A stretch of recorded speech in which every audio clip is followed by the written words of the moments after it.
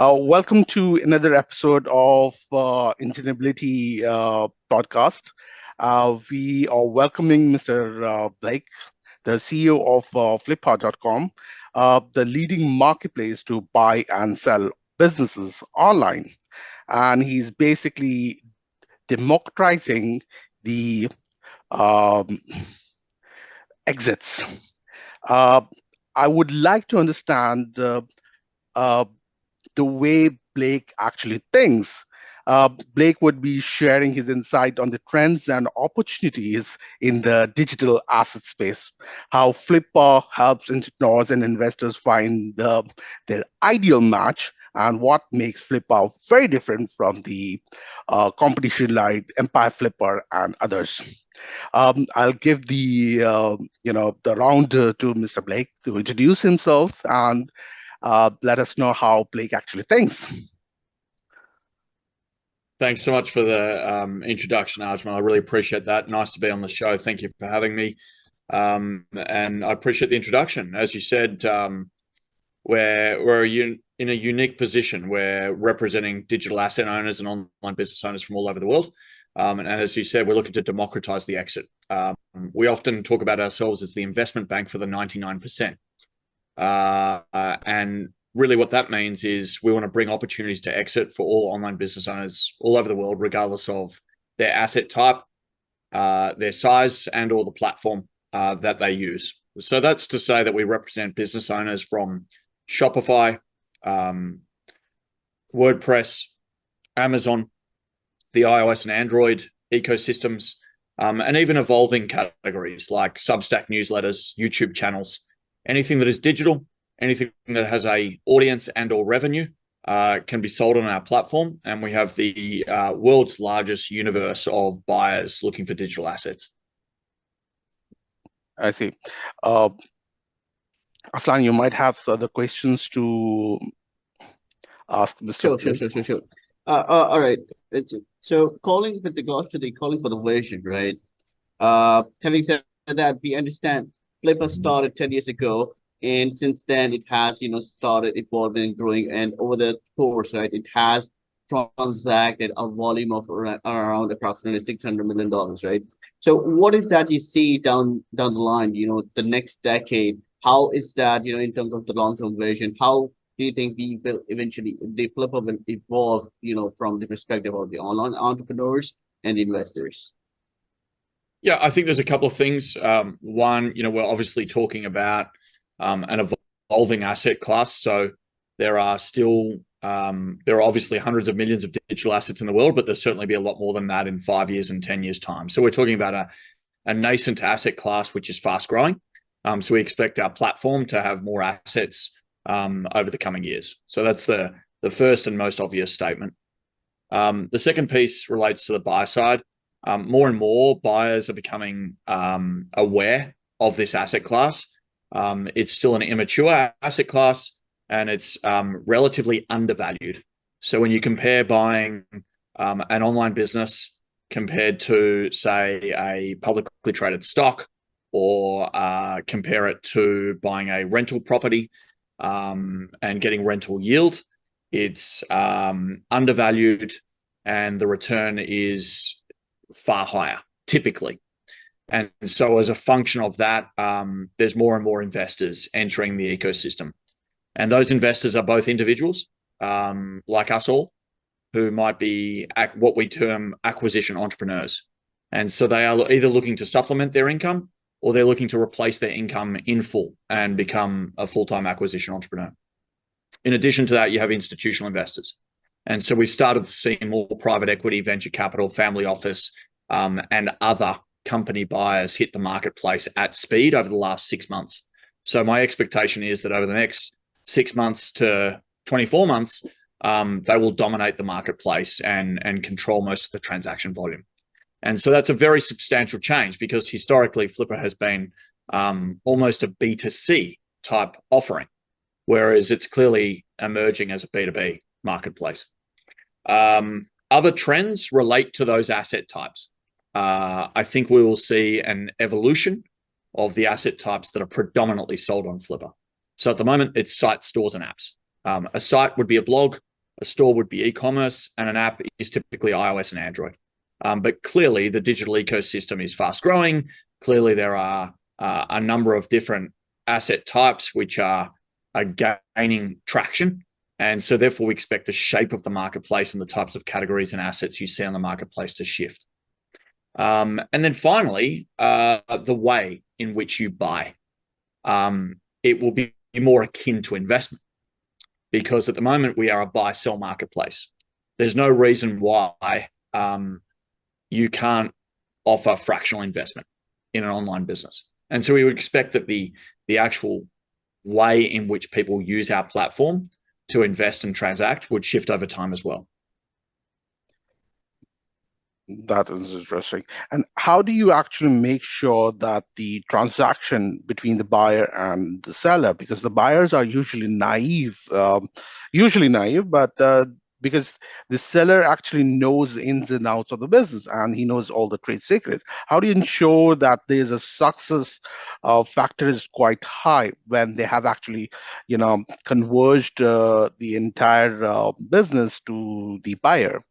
So how do you actually make sure that this is, this handshake is very successful? Yeah, it's a great question, and it's been an evolution of our platform for sure. In short, it does come down to running the transaction as a funnel. So we have to start with matching the buyers and making sure that we provide introductions between buyer and seller, where the buyer is acquisition fit, where the buyer has the capability and understanding of the asset type. We don't want people to take undue risks. That's not the business we're in. This is not a speculative asset class. In fact, it's a very predictable asset class. So we try to find buyers who actually understand exactly what they're buying and therefore are well placed to succeed. So that's piece one. Piece two relates to the data. And so you're less likely to fail if you have access and understanding of the seasonality, of the financial and operational metrics, and you can get a clear, transparent understanding of how the business operates. So that's the second stage of the funnel, and that comes down to data integrations. So we have 15 different data integrations. We connect to Xero, QuickBooks Online, Amazon, Stripe, Shopify, PayPal, Wix, WooCommerce, Shopee, Lazada. I've probably missed a few there, but there's certainly a number of different integrations. And so that transparency sets you up for success because you obviously understand how the asset performs. The next thing is the offer process, right? And so Flippa provides guide pricing. We provide pricing comps and benchmarks. So we don't want a buyer to overpay, but at the same time, we also want the seller to get the price that they believe that their asset is worth and help them achieve that great result. So it's very much a balancing act there. But with the help of all of the data that we sit on, we can provide an informed opinion that is data-driven back to the buying community, and again, ensure that they're paying the right price for an asset. The second last stage is really about the integrated legal documentation. To be set up for success, you have to have the warranties in place, you have to have the asset purchase agreement in place, you have to ensure that the asset register is an accurate representation of what will be transferred. And so if you get everything that you expected to get, again, the likelihood of succeeding with that asset is improved. And then the last stage is obviously the escrow and trust account and asset transfer process that we have by way of a post-sales team here at Flippa. So we have 3 full-time post-sales representatives, and they're going to work with buyer and seller as a conduit between the two parties to ensure that funds are transferred and received and that the assets are transferred and received. Now, at that point, it is very much up to the buyer as to whether they can sustain and grow that asset. The good news is we have a 45% repeat rate among our buyers. They come back and buy a second time, a third time, a fourth time. And so whilst I can't go and report to you that the average buyer who buys an asset is up 2 times or 3 times or 4 times, I can't report that to you because admittedly I don't have the data.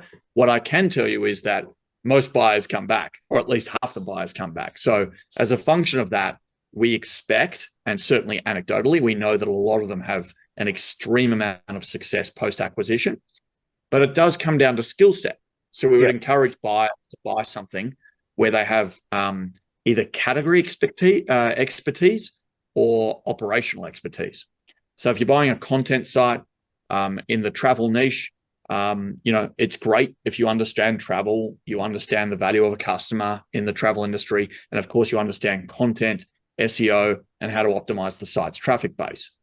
If you're buying an e-commerce business for $500,000, we would highly encourage you not to buy e-commerce if you know nothing about e-commerce, you've never worked in e-commerce, and it's your last $500,000. So part of it comes down to the maturity of the buying community, and then we would suggest that people take safe bets. Certainly, if you're spending $500,000 on an e-commerce business, we would expect that you understand e-commerce businesses. So I think that's a fair, that's a very good insight that you've already provided, Blake. Like for example, the first part of Flippa is that there are recurring buyers in a sense, like because they enjoyed the product, they enjoyed the ROI, the investment throughout that whole journey of the life cycle, right? But at the same time, if the buyer does not have that particular expertise, right, it does not make sense for him to invest because there's going to be higher risk for them, right? But what is that? That makes me ask the other question is if democratizing the exit in the online marketplace, what is that we can do for Flippa in the sense that maybe we don't want to lose those buyers. Maybe we understand that the sellers have a good expertise in building that particular pipeline or the vertical for the customer eventually that needs to be sold out. What if we can put, there's something that can be done like a 70-30% split between the buyers and the sellers? What the buyers would say that, hey, I've got the capital, I'm willing to invest, but you still take care of it, because it's your pet project and you understand the ins and outs of it. Yep. It's common. It's common in a couple of structures. The most common structure is simply a consultancy or handover period.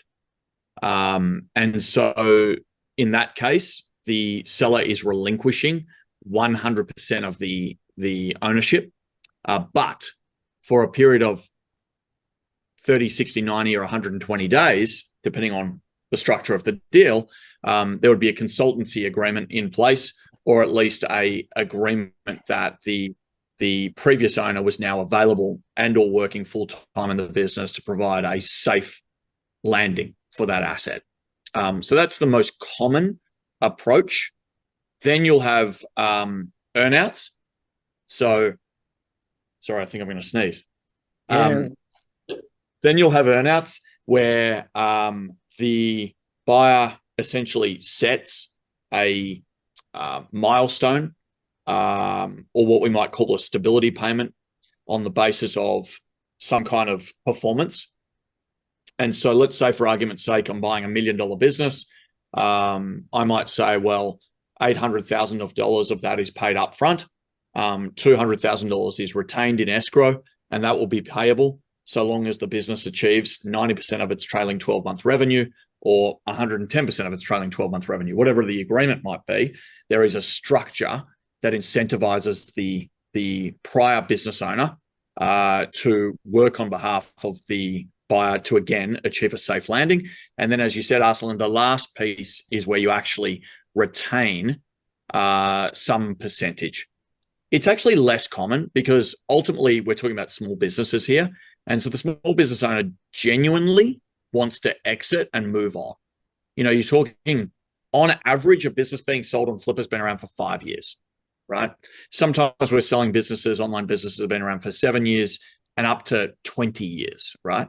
Most of the time, these are not fast growth startups. They're good quality cash flow generating businesses. And the small business owner wants that exit and they want to move on to new things. So it happens. But I would say of the 3 examples I provided you, number 1 is predominant, number 2 is often, and number 3 is rare.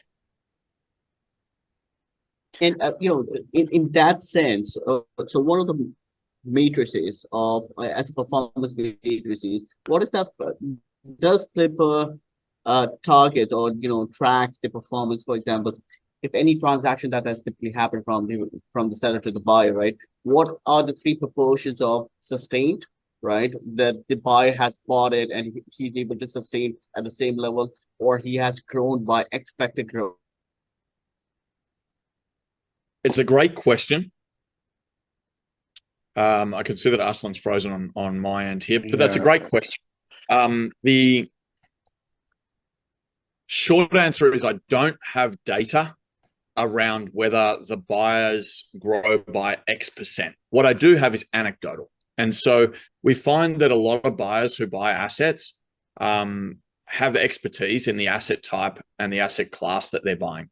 So if I buy a blog, I typically understand blogs. I typically understand traffic driven businesses. And as a function of that, I'll apply my expertise. So my expertise might be design, in which case I'm going to ensure that the website's usability from a design standpoint is improved.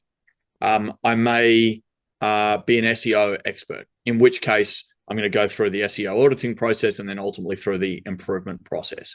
I could be a writer myself, and I could be passionate about the subject matter, in which case I'm going to improve the content quality. So what we find is, anecdotally, buyers come to the table with a skill, they deploy that skill, and they improve the asset from what it was prior. That is very interesting. But I would like to know, just okay. This is very interesting. And how do you make sure that, for example, do you have writers in your asset class as well? Writers, podcast, and all those things? So we certainly have seen podcasts sell on the platform. I would say that's rare, although becoming more common.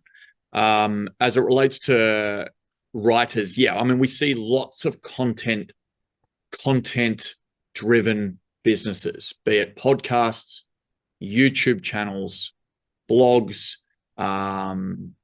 newsletters, anything where content is the predominant way to acquire an audience, and then what is used to derive revenue. Yes, we have lots of those assets. In fact, content assets are our most sold asset type. Yeah, because if the person is actually creating a content and he has his own community, it has to be that the person has actually have to keep going on creating that particular the content. And if the buyers does not have that capability, or he does not have the name as well, because certain content creators will have their own name attached to it, or the podcast will have their name attached to it. So does this asset class comes into play with flippa.com as well, and then they actually sell it out? Because that's very unique set of audience we are talking about. Well, it just depends on how that is positioned. So if I'm selling a blog that is blakehutchison.com, and my personal brand is inextricably tied to the performance of that asset, that's going to be a tricky sale. Exactly. But if I have a blog which is called digitalassetadvice.com, and it's Blake commentating on the digital asset class, then that content is, I wouldn't say replaceable, because it's probably evergreen and you want to retain it, but you can create additional content with additional contributors, be it me or a new person or a multitude of new contributors. I see that long as the audience is getting what they have subscribed to receive or what they expect to read, the contributor is of less interest. Now, of course, if it's a celebrity blog that the celebrity owns and everything about it orientates to the celebrity, and it's the celebrity's own views as to how what their perspectives are of the world, then that's not a very sellable asset class or asset type or asset. But actually, very few businesses are like that. Like right now, we're talking on a podcast called Engineerability, right? Yeah. In theory, you can sell this, because so long as there is a decent interviewer on the other side, what you're actually selling is the digital footprint you own. And the digital footprint you own is the brand, it's the audience, it's the existing distribution of the podcast archives and back catalog. And then it's the capability of the new business owner to grow from that. It's really no different to acquiring any type of business. I see that you have repositioned the same thing in a different, position to let the buyers buy it. So that is very, solution to the problem which I've actually raised. Second thing was that how do you think Flippa will extend its, the future? Maybe it's looking at the future where we could actually buy and sell, or probably create an ecosystem of micro stock market kind of thing. This is a huge market. It's a $1 billion market. It's not very small. And, a small niche or micro stock market where people can actually buy the partial shares as well. This is huge. I mean, it's big. So does the Flippa CEO have that particular vision on that side as well? Yeah. My answer depends on whether you think our competition is listening, I think. The short answer is yes. I won't go into too much detail because we have an extraordinarily ambitious plan around how we think the digital asset exchange marketplace ultimately plays out. And we think we're quite advanced with respect to that vision. In short, yes, I agree it's a big market, and I agree you should be able to buy fractional shares of companies. Coming to that point, what's your viewpoint on cryptocurrencies? And because the third question which I'm going to raise is, side of the same question. How do you think what cryptocurrency is? I'm like, give me your opinion on cryptocurrencies. So, I think cryptocurrency as a form of payment for a digital asset makes all of the sense in the world, and I expect will become common over time. I think what's probably more interesting than that as a pretty standard use case is probably more the impact of, say, blockchain on the digital asset exchange universe and or the Flippa marketplace, where you might be able to centralize the ownership history and the contract exchange through a digital Rails environment. That's probably more interesting and impactful on the industry over time, I think. But yes, my opinion on cryptocurrency is it is a fair way to think about more prolific digital asset exchange. So does Flippa have plans to create its own cryptocurrency coins so that the transaction is actually happening within that? For example, Binance has its own coins, and so the buying.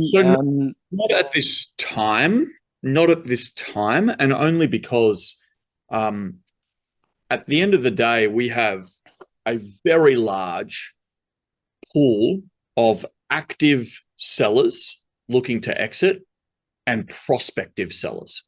Okay. And so today, our job is to ensure that more business owners around the world understand how that process works and understand how much benefit we can provide them in helping through that process, and then matching.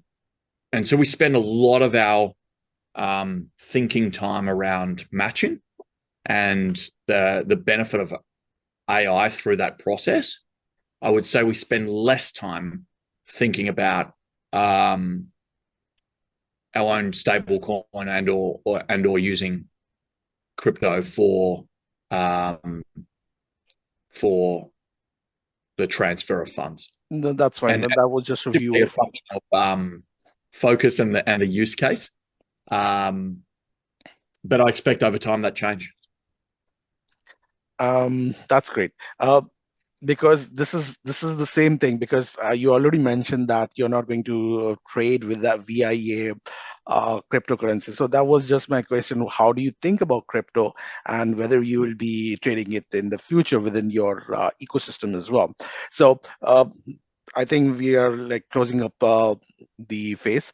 How do you think AI disruption, the generative AI, is implicable to Flippa.com, and how you're taking care of all those, I mean, how you're integrating the AI with Flippa.com. This is what like Yeah. most interesting perspective is. Yeah. So I think two pieces here. One is I think AI shifts the types of assets we see on our marketplace. And we are already seeing enormous buy-side demand for digital assets, which are either where their core use case is powered by AI, and or AI is a component of. So I think it shifts the marketplace and the types of assets you see. Then as to the question of how we use it, we do some really basic rudimentary things, and then we do some really cool things. So at a basic and rudimentary level, we help a business owner write long form listing descriptions and listing merchandise using GPT. So pretty basic, rudimentary use case, but ultimately works really well for efficiently writing and merchandising an asset for sale, above and beyond, of course, all of the objective data which we pull from those various integrations I've alluded to. And then some of the more complex utilization of AI. So we have a really strong machine learning model built on top of two graph neural networks. Those graph neural networks essentially understanding the relationship between one seller and another seller, and on the other graph neural network, understanding the relationship between one buyer and another buyer. And essentially what we're trying to figure out is latent and hidden intent among a particular buyer set or a cohort of buyers, and accordingly match them up to assets where we have a very, very strong confidence in them having interest, and therefore helping the seller improve the probability of sale. That has been running since February 5, so very early on in February, and we still consider ourselves very early on in this space. But the good news is we're doing that at scale. So we're doing just in excess of 220,000 buyer matches each week. And we, without a doubt, have the largest data set of buyers for this asset class. And so we are uniquely differentiated by our ability to understand those buyers and match those buyers. And, it's interesting, isn't it? Because anyone can claim they use AI. AI is really only powerful with a data set. True. And we have the best data set for buyers. So one more question, which is very important for us, we are talking about valuation here. You have already defined that you're actually providing all the details to the buyers and so on and so on. In your opinion, if you can just give me 3 or 5 steps that how do you evaluate the valuation for of a seller, in just 3 baby steps kind of thing, naive. Yeah. Yep. So, there's kind of 3 ways to value a business of any sort, right? But what we tend to do is use benchmarks. And so those benchmarks are built off the back of 14 years of trading history, and obviously the evolution of the multiples through those times, and the evolution of the types of businesses, the categories that they operate in, and as well as the various variables that go into how an asset is of a different price or not. And so the variables will include things like obviously the business model, be it e-com or content, but age is a very significant factor. If you're looking at a content business, things like domain authority, your backlink profile, the stability of your traffic base, and then ultimately, of course, the really obvious ones, revenue, your revenue line, your expense line, and what we might call adjusted net profit. And so all of that taken into consideration, we then overlay our historical sales data as well as any industry data we can around trends and the way the buyer interest is moving up and to the right or down and to the right. And so as a function of that, we let the data provide an indicative valuation. Okay. Now, it's often very right, except when buyers get super excited or when there is a variable thrown into the mix that we couldn't have encountered. And so an example of where a buyer might get super excited, right? You got a fast growth SaaS business in the day trading industry, and their usage is going up. Lots of free users which haven't yet converted, but there's historical conversion data which you can benchmark, so you get some understanding of how big the business will be over the next 6 months, 12 months. And so, classic case of that, we valued the asset at $1.5 million. This is a real story, and it ultimately sold for 1.8. So we're $300,000 off on our valuation, but the seller's happy because we ultimately achieved an exit price greater than what the asset was valued at. It can go the other way though too, right? Where we're valuing the asset on all of the attributes of the asset. And then, for instance, we discover that there's a supplier agreement, which is going to expire in the next 30 days. The supplier is unwilling to renew.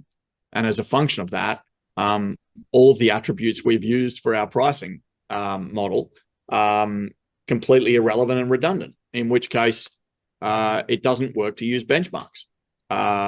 So it is a benchmark-based valuation model, and we're heavily dependent on our historical sales data and the buyer intent signals. And we do that better for some assets and worse for others. So, for example, we're not very good at valuing a YouTube channel yet, but we're exceptionally good at valuing a blog or an e-commerce business because we've seen so many of them. Yeah. And how do you handle the dispute which is going to happen, which usually happens between the buyers and sellers? So you have already a message center or some kind of dispute center. So yes, we have what we call the deal room, and in the deal room, that's where you will see the AI doing its thing and ultimately presenting buyers to you as the seller or as the broker. So we have a large broker network, both third-party brokers and internal Flippa brokers who are either representing sellers or, of course, the sellers can represent themselves.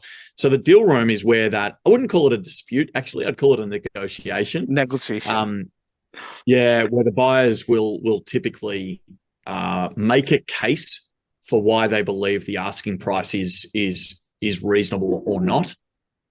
Let's face it, buyers always want to get a good deal, and sellers always think that it is valued more than it's actually priced at or where the market is set. And so it tends to be quite healthy. Buyer says, I think it's worth 500,000, and seller says, well, I want 600,000, and buyer says, I'm not going to give that to you. How about 500,000 again? And the seller says, okay. Now, what we tend to do is we provide our sellers with pricing guidance, and that pricing guidance gives them a low and a high range. And so they have some sense of where the buyers are likely to peg the asset.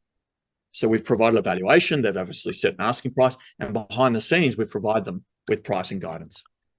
In addition to that, when the business owner goes with the valuation tool, they will tend to talk to a valuation consultant, and the valuation consultant will often say to them, and this is an expectation internally, what are your expectations? And obviously, we try to level set those expectations so that you're dealing with reasonable sellers through the sales process. All right. So as a wrap up, right? I want to ask you 3 quick questions, rapid fire questions, right? First one is, what is that one favorite book that has helped you evolve? You utilize those experiences, within Flippa. I'll give you 2. The Hard Thing About Hard Things and Black Box Thinking. And both of them have kind of challenged the way I think about how you learn from mistakes as well as how you go faster. Right. The second question is the startup that you're following at this point of time, 2023. Yeah, so I always follow marketplaces, obviously as a function of being the CEO of one. So, I'm obsessed with the way that Airbnb thinks about their onboarding process and how they go through a constant improvement of that process. So I spend a lot of time on Airbnb. Right. The third one is the inspirational person that you're following. Yeah, that's a good question. I think I can probably just give you a blog that is most informative to me going through certain processes. So I still read the Paul Graham's why he was the founder of Y Combinator. I still read Paul Graham's blog. Okay. Yeah. I think that's something in line that YC is very famous for. Paul Graham started it, right, and then it started getting backed up by different Silicon Valley investors like Peter Thiel and the other names that we can think of. Yeah. So as a wrap up, it was a pleasure having you on board for this particular podcast session. Thank you so much. I appreciate the time on this. Right. Thanks, Nick. We'll talk soon.